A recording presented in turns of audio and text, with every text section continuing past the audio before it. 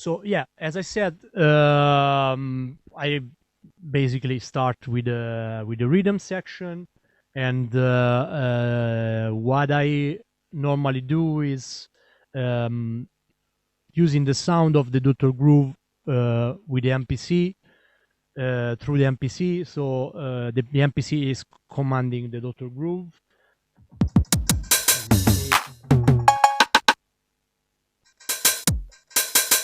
So, okay, it's playing. Okay, so basically through the MIDI out, and you just can command it, and is automatically assign the sound to the pad, so it's very useful. And yeah.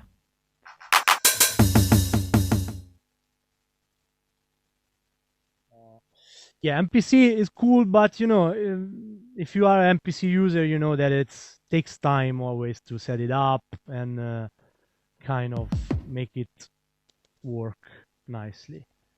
So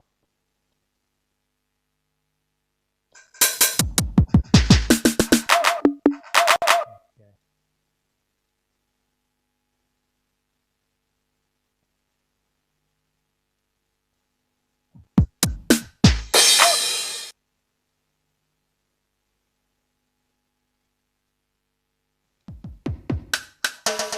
Okay, so now I'm on the. So as you can see, I can switch kits from here.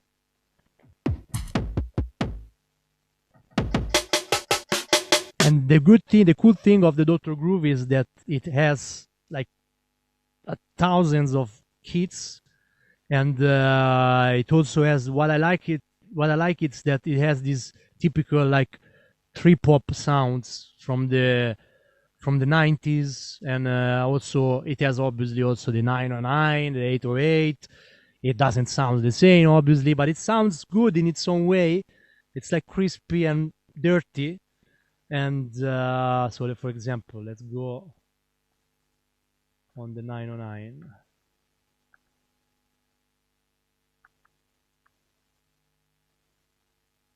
Yeah, there you go.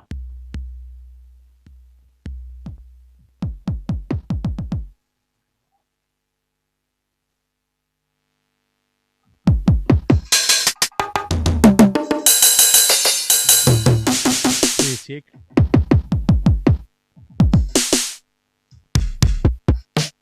Seven oh seven, 606, every drum machine. Okay, let's find one with a flop.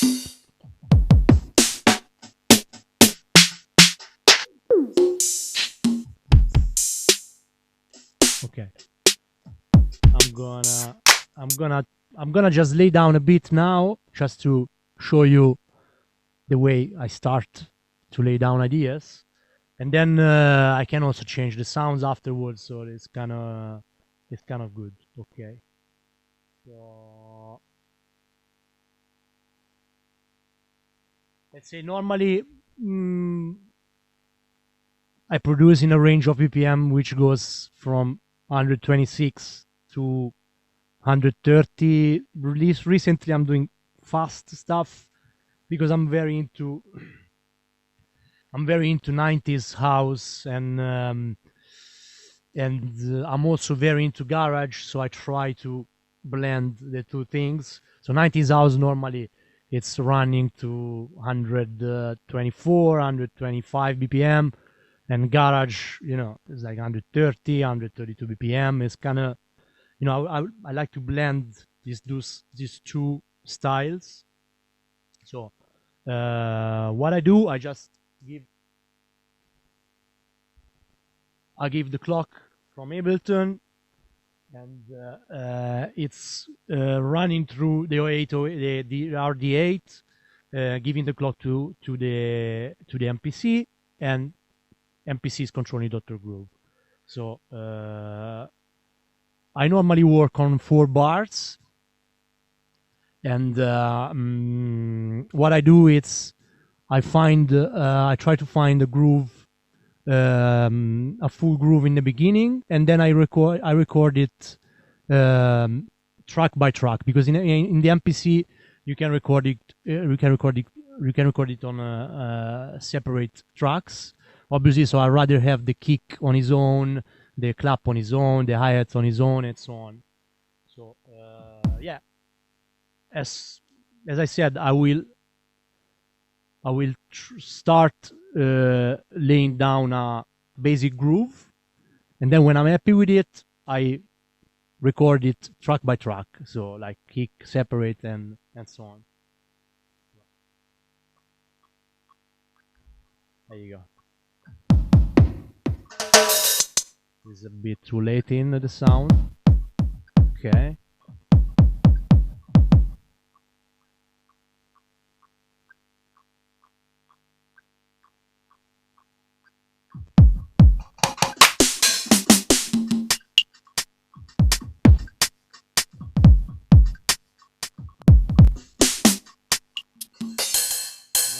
No, not yet.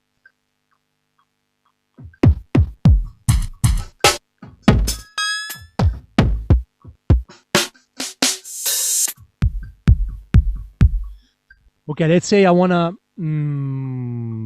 start with a stray like a classic house beat.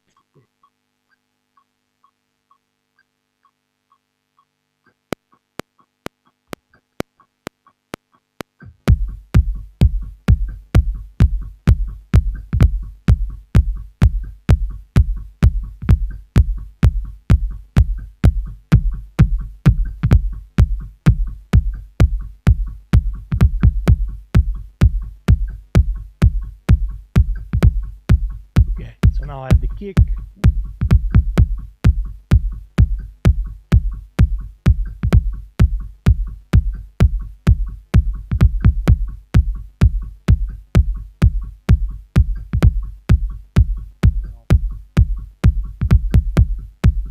And I try to give so to have a not a basic straight kick, but to give a little bit of movement to it, like like the double kick, the double hit, and because I can always edit it after if I really want it only straight, but I'd rather have it already like this, so I know how it will sound,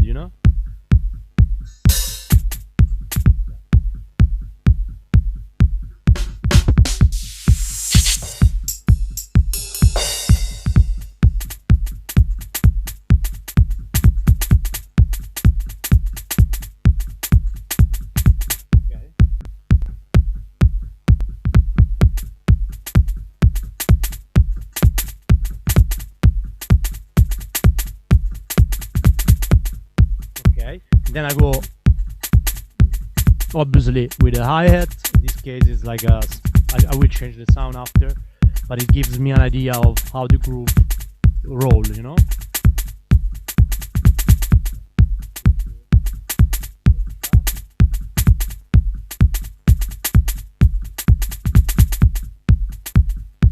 So obviously I can use I can do command the Dr. Groove with the MPC, but I can also kind of use the sample that I've loaded in MPC, just to have a bigger choice of sounds. Like for example.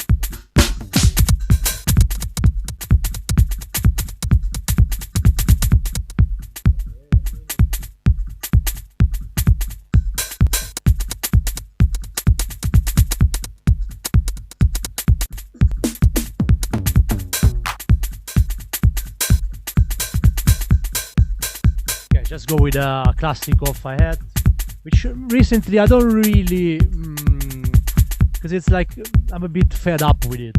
But in this case, just to show you, to have a to have an idea of how I lay down the beat, I will do it off.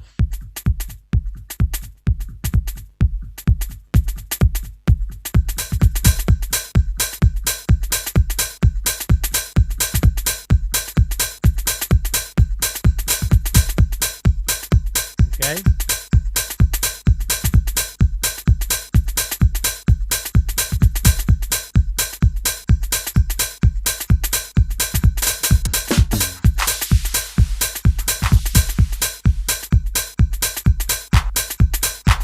classic 909 club.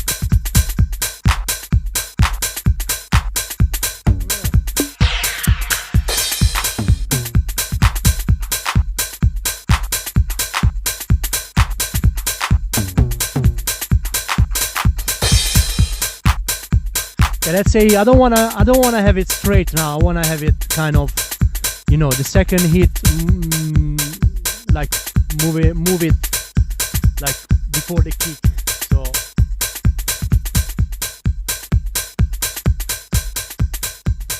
fuck it up.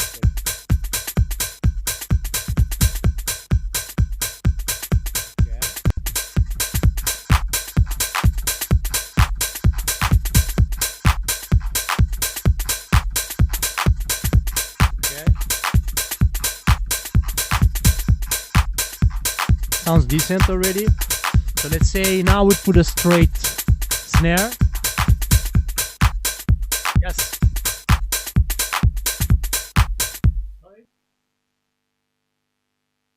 Yes.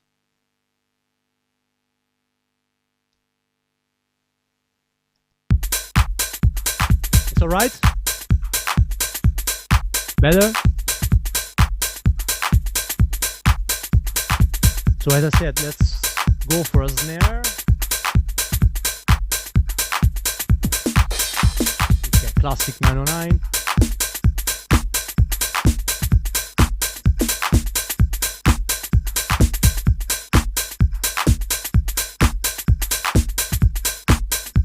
Okay.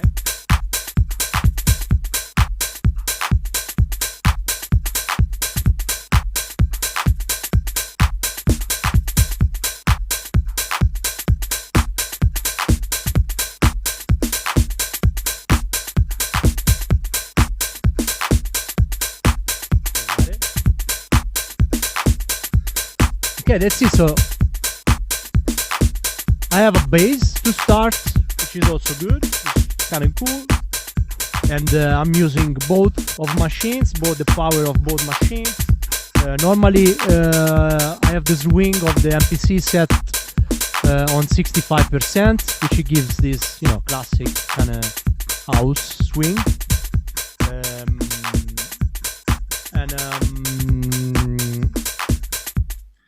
And yes, what I do next, basically, it's see if I need something else from, like, for example, the 808 or from the Dr. Groove. In this case, I can, just to show you, I can maybe use the ride from the 808, which is kind of crispy and can blend nicely with this kind of rhythm.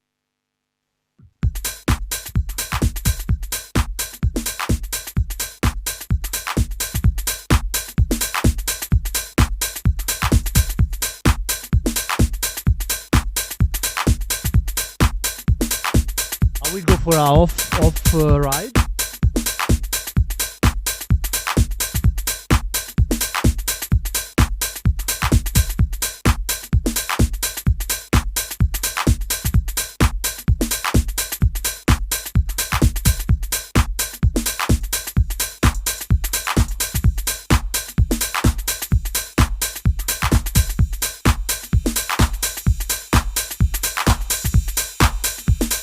Very long. It's a bit too long. Maybe I should yeah.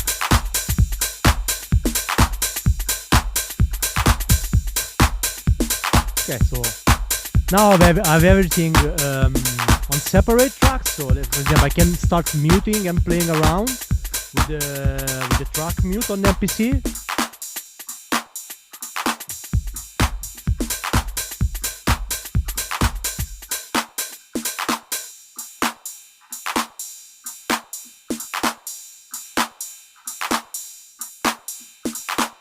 I can also play around with the tone of the ride. In this case, it's a cymbal. It's wrote cymbal in the 808, but it sounds like the typical ride from the 808, crispy and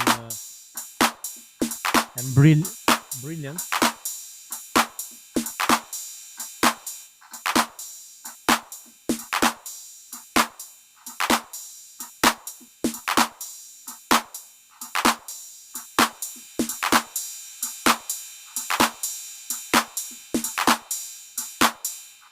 Okay, nice.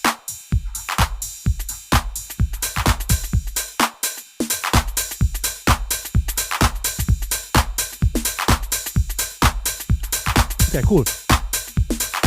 So now, for example, the first hi-hat groove that I recorded, uh, I don't really like the sound. I mean, I'd rather use a closed hi-hat instead of like a tambourine kind of thing. No, it's number two. This one. Okay.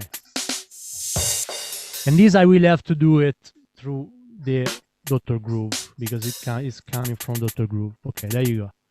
So I go.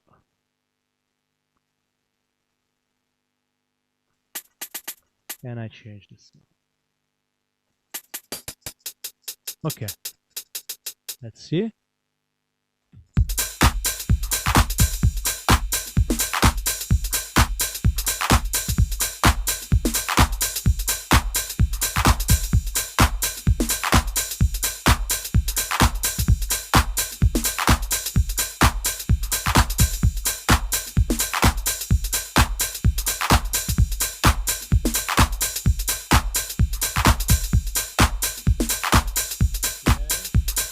There was also the clap on from the 808.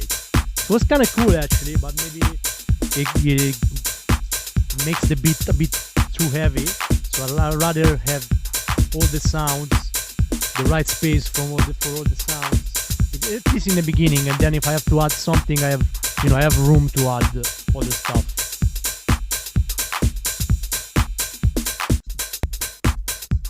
Okay, so then now I have a decent bass to start. What I do is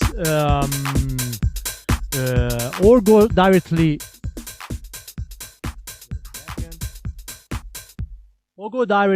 on trying to lay down a bass line, or trying to find a good pad, a good chord, and then probably makes it easier for me to find the bass line if I do a chord like a nice like pattern of chords, of pads, or like the first melodic element that we will use for the track. So in this case, I'm gonna use let's say a prophet. Yeah, let's use the prophet.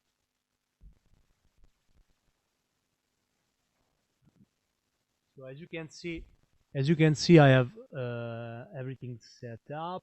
So MIDI Prophet, there you go.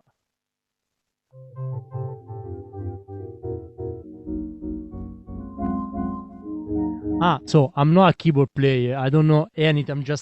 I know visually, I know that some combination sounds good, and I move from semitone to tone, and I kind of move like I can play kind of, but I don't really know what I'm doing.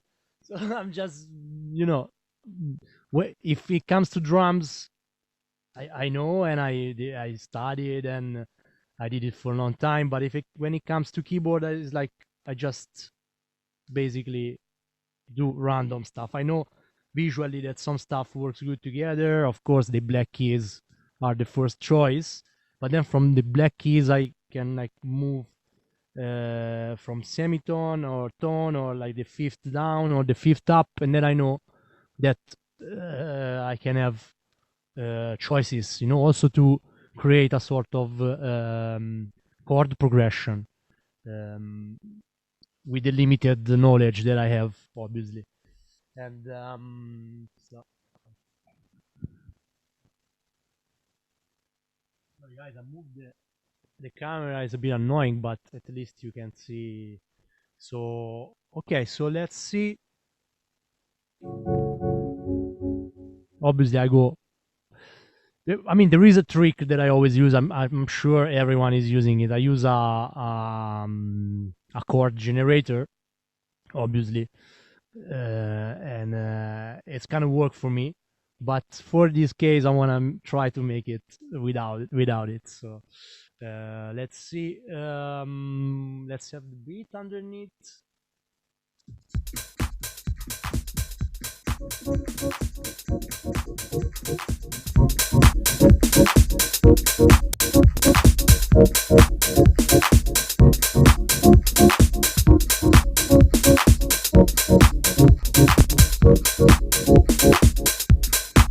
Okay, sounds good. Let's record it. Okay, let's maybe just not repetitive, maybe every beginning of the 4 bars. So then I have room to put something else, you know?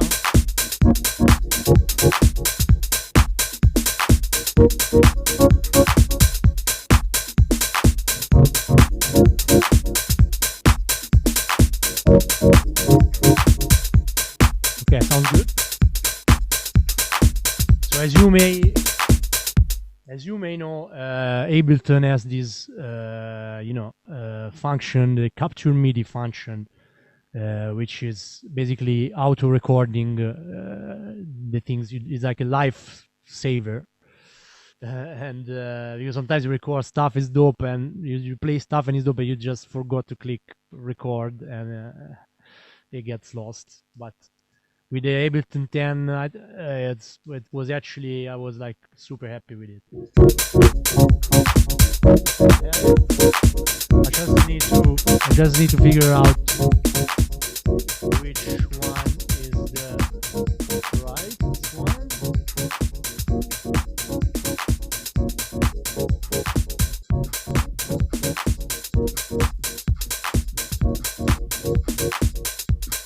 Okay.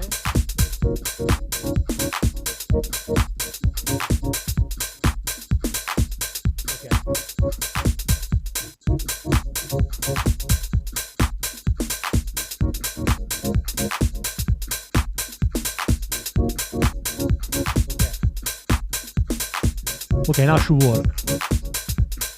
So regarding the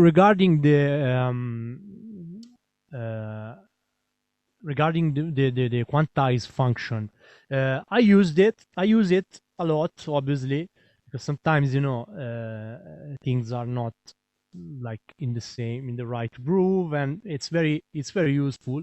But sometimes I just being a drummer gives me, luckily, the chance to be kind of precise. But on the other hand, sometimes I like to hear the human touch on it. So in this case, it's pretty precise. So I'd rather keep it as it is without quantizing it. But of course, I can quantize it.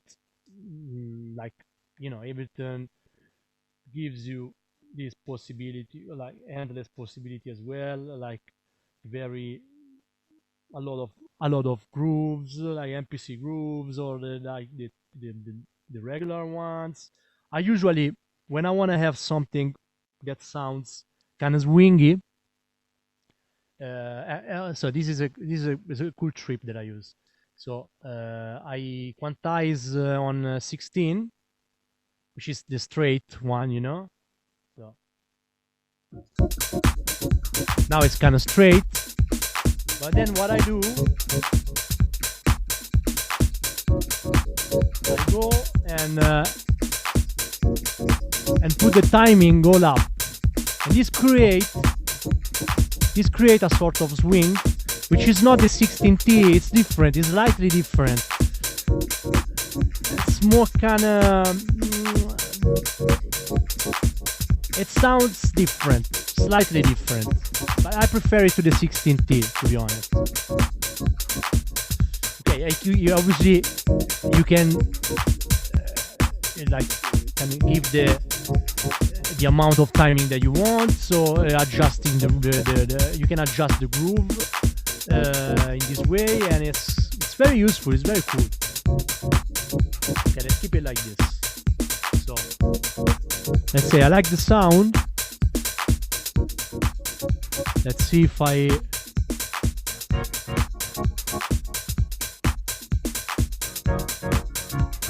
Nice.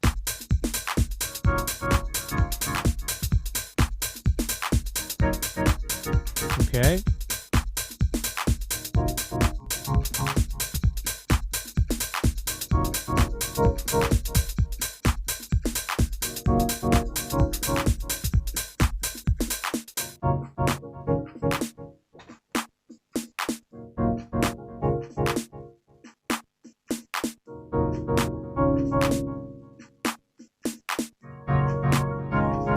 Okay.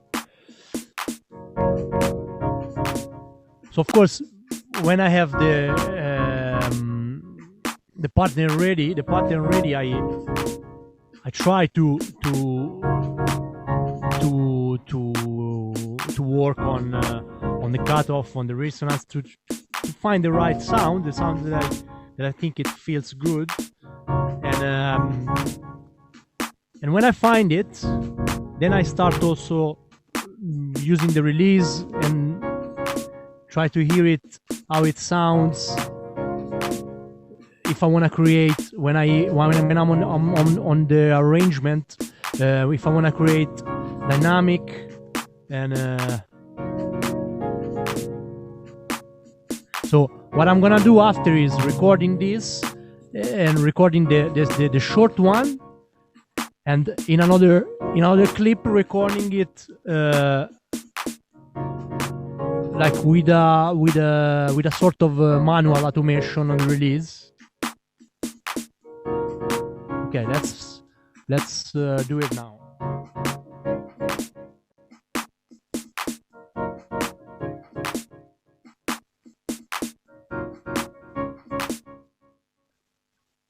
Okay.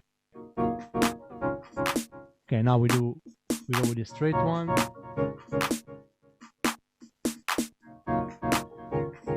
I'd rather do 4 bars, a bit more, because there is velocity on, so it gives this sort of velocity feeling. Okay, let's go to 17.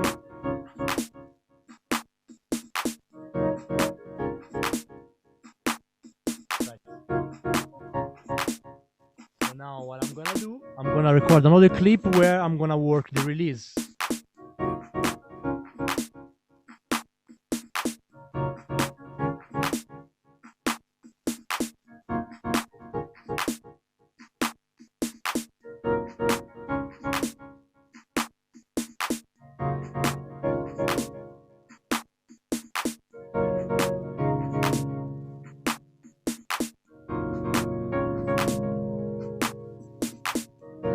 And this will be very useful in terms of, like, when you have the drop. I don't like to do drops, but I don't really like to do, like, the regular drops where everything is dropping and there is a snare roll. I really hate snare rolls, to be honest. It gives me this tech house ADM feeling, which it's not my thing. I don't want to say I hate it, because I don't hate it, but it's clearly not my style. So, but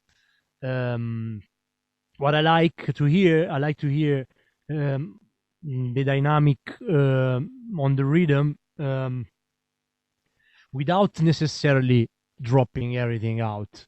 Like, you can keep the snare going, you can keep the hi-hat going, and then working the release of the synth, of the synth you're using, in this case the Prophet, and create a sort of, pathos. Pathos. I don't know why I'm using this word, but it's the right word, pathos. And it works fine without using. I can use a crash. Obviously, a crash is useful, but without, like, overload with snares and stuff. Which, yeah, it works on a big floor and stuff, but we're doing deep house and house, and so it's not the type of thing that we really need. And yeah, so now I've recorded the 2 clip of the Prophet. The first one shorts, and the second one with the release, like with automation on the release. And let's go for the bass line. Okay.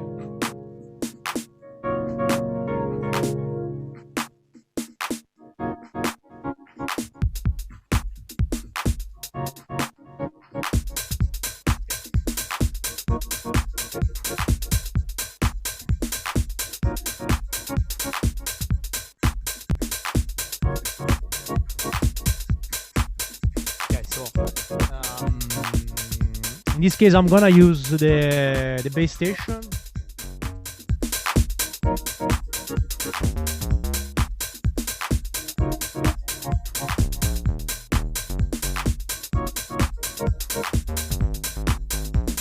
So I don't really like repetitive bass lines. I know they're very functional, especially on the dance floor. When you hear like a bass line that is repetitive, especially on the techno, on a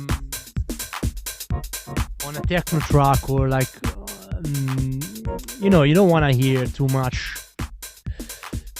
notes happening on a bass line. But you know, for house is different, for deep house is different, and I like to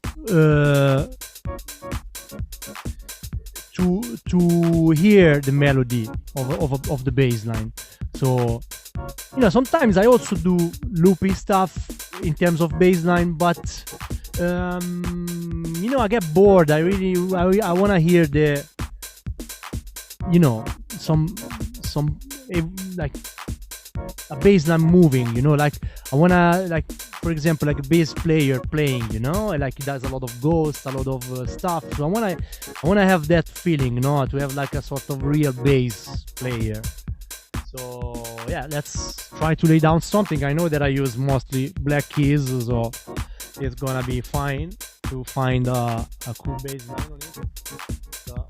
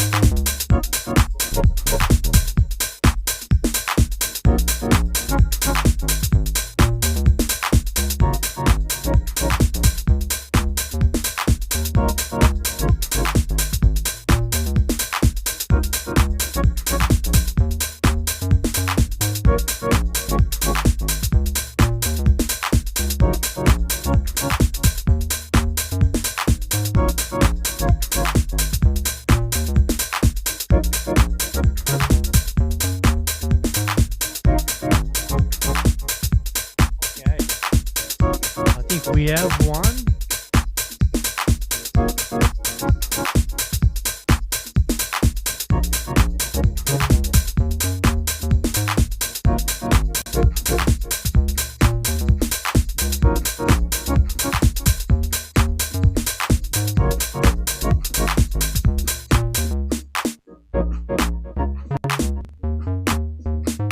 Yeah, it's kind of decent. Okay, in this case I will quantize it.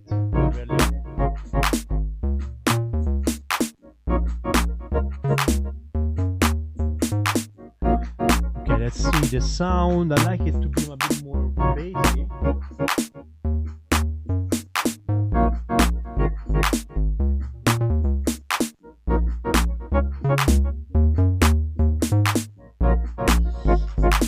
You know, a trick that I normally use to create this kind of like bass player feeling, it's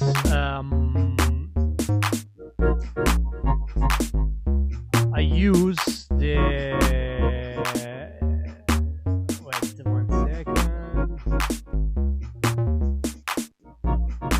So it's like a random preset of Ableton. It's called Forced Jazz. So basically it's moving through the octaves of the MIDI clip playing. So there you go. Now it's going an octave down and on a chance of 65%. Let's say we go 50, and I want to go up.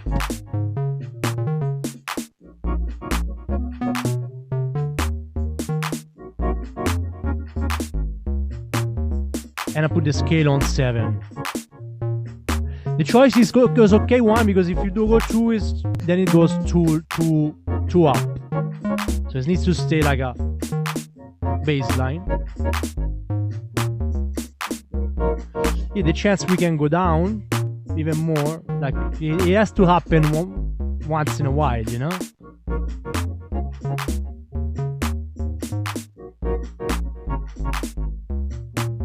Okay.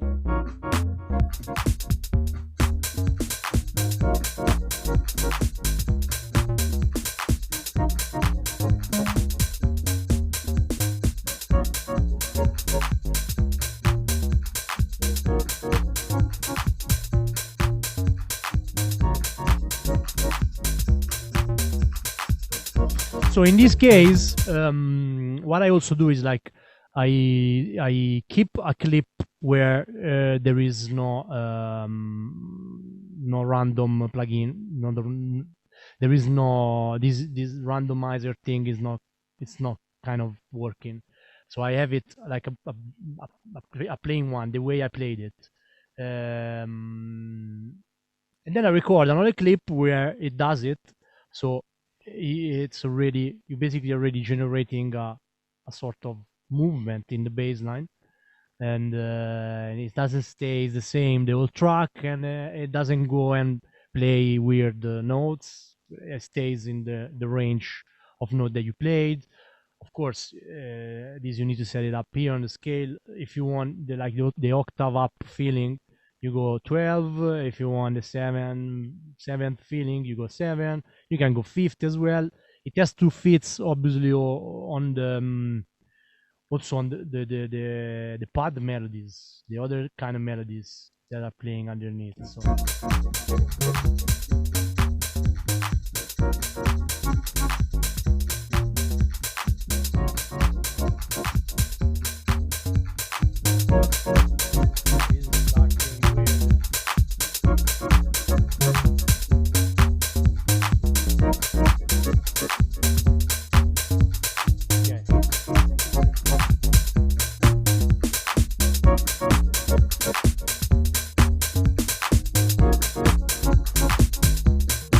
okay, so now since I have I still have space from other melodies, so I can work a pad out. Let's use the matrix, which is very, very cool.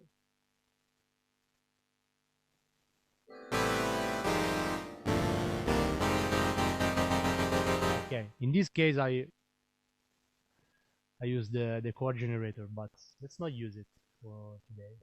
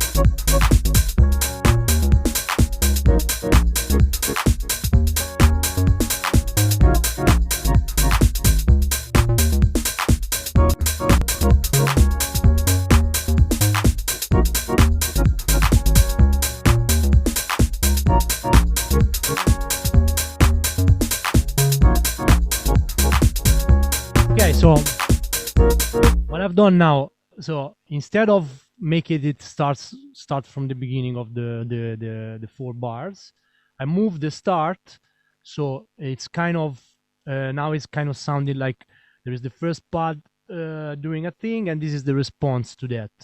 So yeah,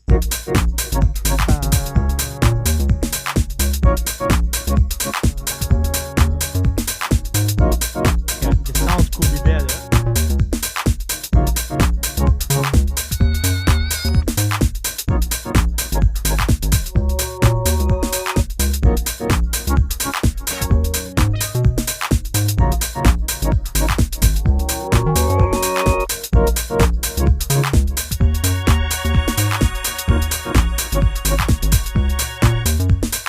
Yeah,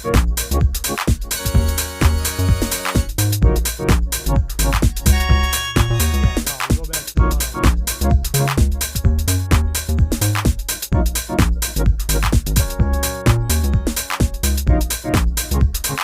okay, so what I do now, so as I said, the matrix is a mono synthesizer. So what I do, it's I try to recreate a stereo through the mixer. So I'll show you.